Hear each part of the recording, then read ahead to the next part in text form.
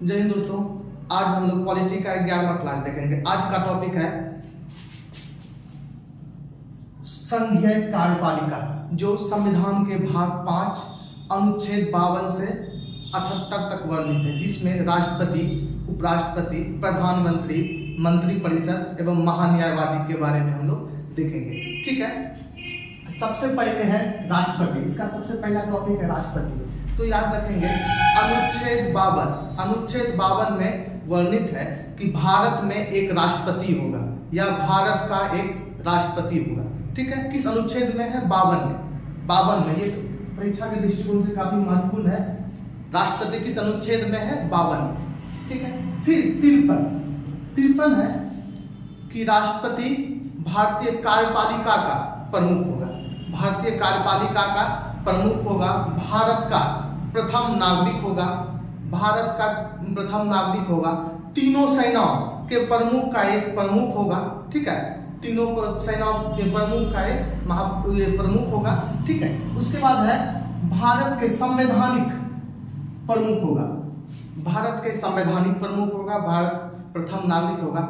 यदि विदेश में किसी भी प्रकार का बिजनेस डील वगैरह यदि भारत सरकार करती है तो राष्ट्रपति के नाम से किया जाएगा। ठीक है, राष्ट्रपति के नाम से। राष्ट्रपति क्या है? कार्यपालिका का प्रमुख है। याद रखेंगे, संसद जो बनता है वो राष्ट्रपति, लोकसभा एवं राज्यसभा मिलकर संसद का निर्माण होता है। तो अनुच्छेद 52 में क्या है? भारत में एक राष्ट्रपति होगा। 53 में क्या? भारत में राष्ट्रपति। अनुच्छेद 53 में क्या है? कार्यपालिका का प्रमुख राष्ट्रपति होगा, जिसमें तीनों सेना का प्रमुख होगा, प्रथम नागरिक होगा।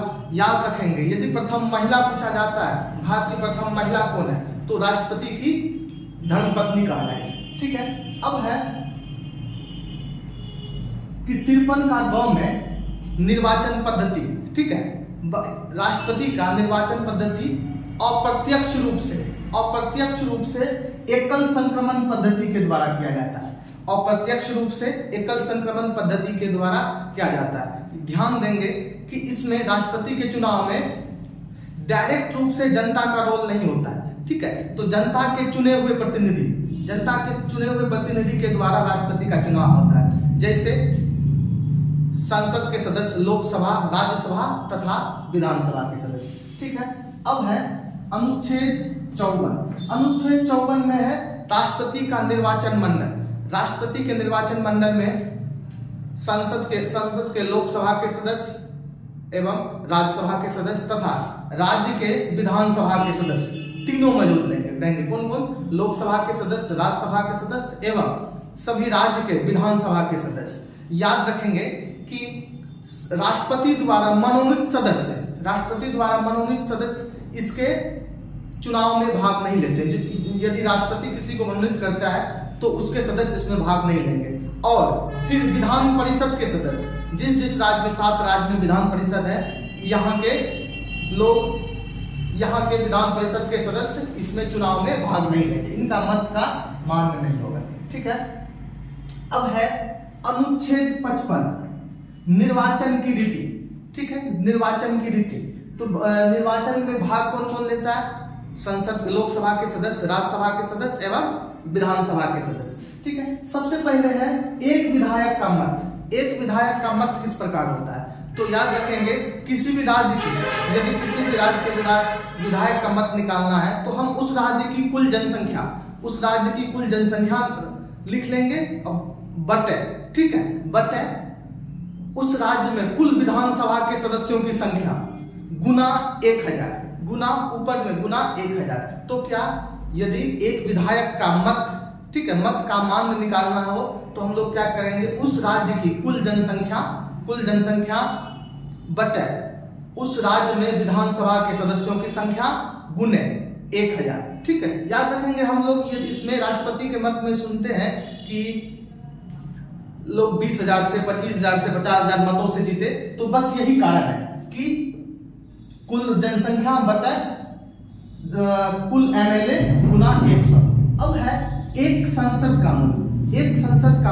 देश में सभी राज्यों के जोड़कर जितने एमएलए का मूल्य हुआ, ठीक है, एमएलए का मूल्य होगा सब देश के सभी राज्यों का, 28 राज्य और केंद्र शासित प्रदेश मिला के जितने भी विधायक का मूल्य हुआ बटे संसद के कुल सदस्यों की संख्या, जैसे 543 प्लस 238 सदस्य, ठीक है, दोनों को मिला के ये भाग देते हैं तो संसद का मत, तो ठीक है, संसद का मूल्य अलग होगा, विधायक का मूल्य अलग होगा, ठीक है, ये बात हम लोग ध्यान रखेंगे।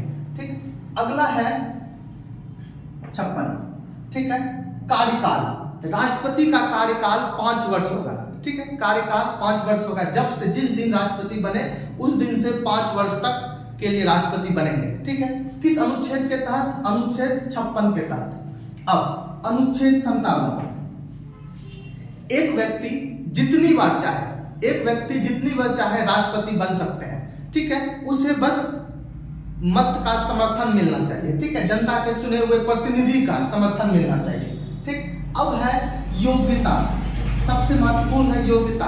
भारत के राष्ट्रपति बनने के लिए योग्यता निम्नलिखित है, ठीक है। पहला कि वह भारत का नागरिक हो, ठीक है, भारत का नागरिक हो, कम से कम 35 वर्ष की उम्र पूरी कर चुका हो, ठीक है, कितना वर्ष? 35 वर्ष का उम्र पूरा कर चुका हो, और लोकसभा के सदस्य निर्वाचन होने का योग्यता रखता हो, ठीक है, लोकसभा का चुनाव लड़ने का योग्यता रखता हो, 35 वर्ष का उम्र रखता हो, भारत का नागरिक हो और लोकसभा का सदस्य बनने का योग्यता रखता हो। देखेंगे भारतीय व्यवस्था कार्यपालिका का विडंबना कि इसमें शिक्षा का कोई योग्यता नहीं दर्शाया गया है। यही लोकतंत्र का हम लोग कह सकते हैं, यही लोकतंत्र की अच्छाई भी है कि शिक्षा का कोई नहीं दिया गया है, ठीक है। तो योग्यता 35 वर्ष पूरी होना चाहिए, लोकसभा संसद बनने लायक हो, ठीक है, और भारत का नागरिक हो, ठीक।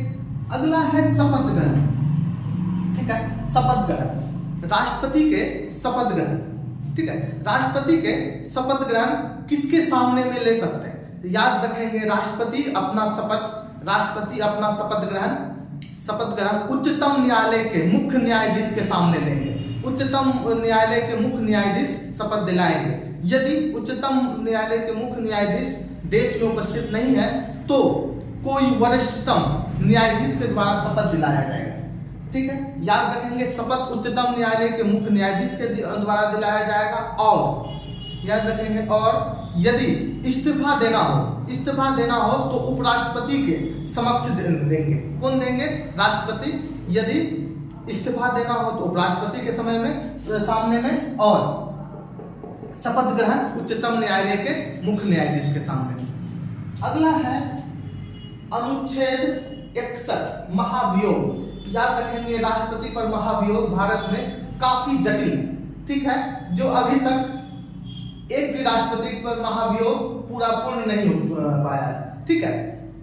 तो यह है कि भारत में यदि राष्ट्रपति पर महाभियोग लगता है तो उसे राष्ट्रपति को 14 दिन पहले नोटिस देना होगा कि आपके ऊपर महाभियोग लगने वाला है, 14 दिन पहले, महाभियोग लगने से 14 दिन पहले। और ठीक है, और उनमें क्या होगा कि या तो राज्यसभा या लोकसभा किसी में पेश हो सकता है। यदि जहां पेश होता है वहां 2/3 2/3 बहुमत से पास करना होगा। यदि लोकसभा में मान लेते हैं कि महाभियोग लगा तो वहां 2/2 बहुमत से पास कराना होगा, फिर राज्यसभा में भेजा जाएगा, वहां इसकी जांच की जाएगी कि लगाया गया आरोप सत्य है। फिर यदि सत्य साबित होता है तो फिर वहां पे भी 2/3 बहुमत से पास कराना होगा, फिर राष्ट्रपति पर महाभियोग सफल होगा और राष्ट्रपति को उसी दिन अपने पद से त्याग देना पड़ेगा, ठीक है, त्याग पत्र देना पड़ेगा। अगला है निर्वाचन विवाद। यदि राष्ट्रपति एवं उपराष्ट्रपति दोनों के निर्वाचन विवाद में किसी तरह का गड़बड़ी होता है तो विवाद को कौन सुलझाएगा? उच्चतम न्यायालय। उच्चतम न्यायालय के द्वारा ही विवाद को सुलझाया जाएगा, ठीक है, राष्ट्रपति एवं उपराष्ट्रपति दोनों के विवाद में। अब है क्षमादान, ठीक है, राष्ट्रपति के पास ये न्यायिक शक्ति है क्षमादान का, ठीक है। राष्ट्रपति किसी भी व्यक्ति को 5 तरह से क्षमादान दे सकते हैं, ठीक है। इसको हम लोग समझेंगे कि या तो किसी को मृत्यु की सजा है उसे राष्ट्रपति के द्वारा क्षमा किया जा सकता है, ठीक है, या फिर कम किया जा सकता है, या 5 वर्ष से ज्यादा किया जा सकता है, या गर्भवती महिला के केस में क्षमा किया जा सकता है, बहुत कम किया जा सकता है। याद रखेंगे सिर्फ ये क्षमा याचिका मृत्यु दंड के शर्त पे ही नहीं दिया जाता है, और भी शर्त, जैसे कोई गर्भवती महिला है उसे 14 वर्ष का सजा है, उसमें भी दिया जा सकता है। ठीक है, तो ये क्या है, क्षमादान। क्षमादान किस अनुच्छेद के तहत, 72 के तहत, 71 के तहत, निर्वाचन विभाग 61 के साथ महाभियोग। याद रखेंगे परीक्षा के दृष्टिकोण से सबसे महत्वपूर्ण 61 महाभियोग कहाँ लाया जा सकता है, तो लोकसभा या राज्यसभा दोनों में। ठीक है, दोनों में लाया जा सकता है, दोनों से पास करना होगा। ध्यान रखेंगे कि नियुक्ति में 3, लोकसभा, राज्यसभा, विधानसभा, और हटाने में, महाभियोग में 2। नियुक्ति में 3, लोकसभा, राज्यसभा तथा विधानसभा, एवं हटाने में 2, लोकसभा एवं राज्यसभा, दोनों में से कहीं से कर सकते हैं। अगला है अध्यादेश। याद रखेंगे अध्यादेश राष्ट्रपति के द्वारा लगाया जाता है, या उस परिस्थिति में लगाया जाता है जब देखा जाता है कि कोई भी विषय अति महत्वपूर्ण है, अति उपयोगी है, अति महत्वपूर्ण है, तो वो अध्यादेश सरकार, राष्ट्रपति के द्वारा लगाया जाता है। यह 6 माह के लिए मान्य होता है, 6 माह के लिए मान्य होता है। याद रखेंगे अध्यादेश उसी शर्त में लगेगा जबकि संसद का सत्र ना चल रहा हो, संसद का सत्र ना चल रहा हो तभी अध्यादेश लागू किया जाएगा, और यदि अध्यादेश लागू होने के बाद संसद का सत्र शुरू होता है तो उसके 6 माह के अंदर, 6 माह के अंदर फिर उस बिल को दोनों सदन से पास कराना होगा, पास करा के कानून बना लेना होगा। नहीं तो 6 सप्ताह के अंदर यदि पास नहीं करवाया जाता है तो बिल अपने आप समाप्त हो जाएगा। ठीक है, बिना किसी गारंटी के अपने आप समाप्त किया जाएगा। अब एक सवाल मन में आ रहा होगा, सर अध्यादेश कितनी बार लाया जा सकता है, तो ये अनिश्चित बार, राष्ट्रपति जितनी बार चाहे, ठीक है, तो अध्यादेश ला सकते हैं। कितना दिन के लिए, 6 माह तक बात है। ठीक है, अब यदि सत्र चलेगा तो 6 सप्ताह के अंदर पास कराना होगा। ठीक है, अब है 143, इसमें उच्चतम न्यायालय, ठीक है, 143 के तहत राष्ट्रपति उच्चतम न्यायालय के न्यायाधीश से सलाह ले सकते हैं। ठीक है, सलाह ले सकते हैं, लेकिन सलाह मानने के लिए बाध्य नहीं है। यदि इच्छा होगा तो मानेंगे, या इच्छा नहीं होगा तो नहीं मानेंगे। जैसे मेरा भाई से हम कुल्हड़ी से ही नापेंगे, ये मेरा इच्छा। ठीक है, तो राष्ट्रपति के पास इच्छा है, अपना स्वतंत्रता है कि यदि वो सलाह मानना चाहे 143 के तहत तो मान सकते हैं, नहीं तो नहीं माने। ठीक है, ये उनका शक्ति। अब याद रखेंगे राष्ट्रपति का वेतन एवं भत्ता। राष्ट्रपति को वेतन, मूल वेतन के रूप में 5 लाख रुपए दिया जाता है, 5 लाख रुपए। याद रखेंगे कि वेतन एवं भत्ते राष्ट्रपति को संचित निधि के द्वारा दिया जाता है। किसके द्वारा दिया जाता है, संचित निधि के द्वारा दिया जाता है। ठीक है, ये अनुच्छेद 266 में वर्णित है, संचित निधि 266, आकस्मिक निधि 267 में। संचित निधि से कहां से दिया जाता है, संचित निधि से वेतन दिया जाता है। ठीक, 5 लाख। याद रखेंगे इस पे किसी भी प्रकार का टैक्स नहीं लगता है। याद रखेंगे संचित निधि से जिन्हें वेतन दिया जाता है उन पे टैक्स नहीं लगता है। ठीक है, अब हो गया प्रथम राष्ट्रपति कौन थे, डॉक्टर राजेंद्र प्रसाद। यही सबसे ज्यादा तक, यहीं पे सबसे ज्यादा दिन तक राष्ट्रपति रहने का रिकॉर्ड है।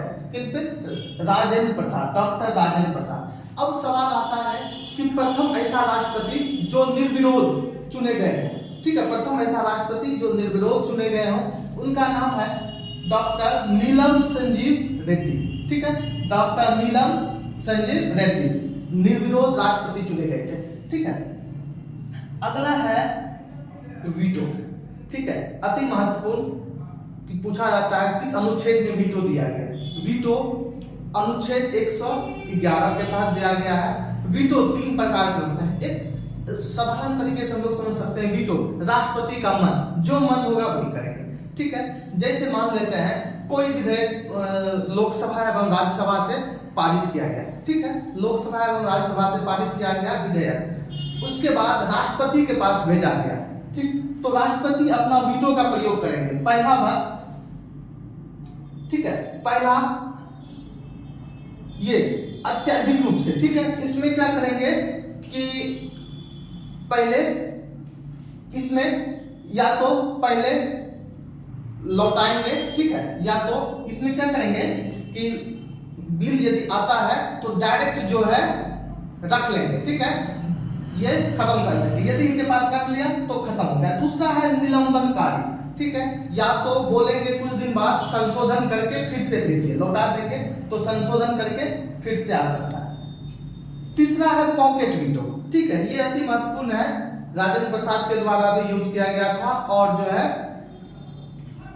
ज्ञानी जैल सिंह के द्वारा भी प्रयोग किया गया था, ठीक है, ज्ञानी जैल सिंह के समय में भी प्रयोग किया गया था। इसमें क्या होता है, राष्ट्रपति के समक्ष कोई बिल आता है, ठीक है, बिल आता है तो वो क्या करते हैं, ना लौटाएंगे ना ही रखेंगे, वो जो है ठंडे बस्ते में रखा जाता है, ठीक है।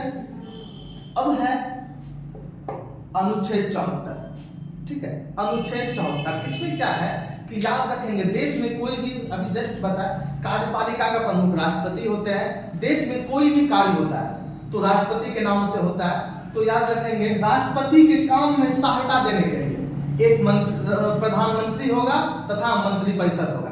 तो राष्ट्रपति जो कोई देश का कार्य करते हैं किसके थ्रू, तो प्रधानमंत्री एवं मंत्रिपरिषद के थ्रू, ठीक है। किस अनुच्छेद के तहत लिखा हुआ है, अनुच्छेद 74 में। अगला है अनुच्छेद 75, प्रधानमंत्री की नियुक्ति एवं प्रधानमंत्री की नियुक्ति।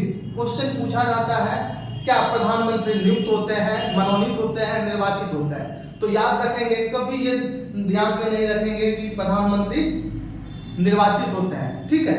याद रखेंगे, प्रधानमंत्री का डायरेक्ट चुनाव नहीं होता है, चुनाव संसद का होता है, ठीक है। या तो उसमें राज्यसभा का सदस्य हो सकते हैं या लोकसभा का।